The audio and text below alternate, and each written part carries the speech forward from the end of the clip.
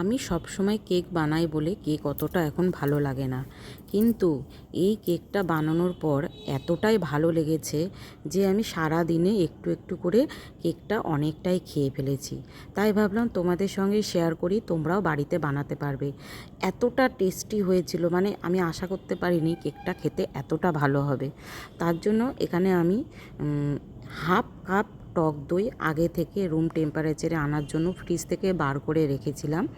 এবার এর মধ্যে 1 কাপ সুজি মিশিয়ে নিয়ে 1 চামচ মানে 1 teaspoon baking powder, half teaspoon baking soda, আর এরকম 10 টাকার আমুলের গুঁড়ো দুধের প্যাকেট তিনটে প্যাকেট আমি দিয়েছি, 1 চামচ ভ্যানিলা এসেন্স, আর হাফ কাপ গুঁড়ো চিনি, আর একবার হাফ কাপের থেকে একটু কম গুঁড়ো চিনি দিয়ে মিষ্টিটা তোমরা তোমাদের ইচ্ছে মতো কম বেশি করে নিতে পারো। আর হাফ কাপ সাদা তেল দিয়ে ভালো করে একটু মিশিয়ে নিয়ে হাফ কাপ জল দিয়েছি। তোমরা জলের পরিমাণটা একটু বুঝে দেবে, কম বেশি হতে পারে। সব কিছু ভালো করে মিশিয়ে নিতে হবে, ব্যাটারটা যেন একদম স্মুথ হয়। তারপরে এটাকে 10 থেকে 15 মিনিটের জন্য ঢাকা দিয়ে রেখে দেবে। তারপর দেখবে মিশ্রণটা কিন্তু একটু ঘন হয়ে এসছে।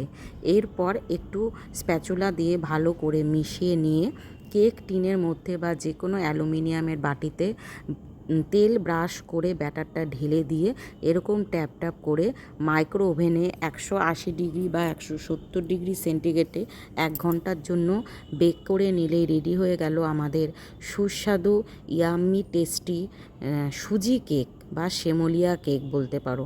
ভিডিওটি কেমন লাগলো অবশ্য কিন্তু জানিও।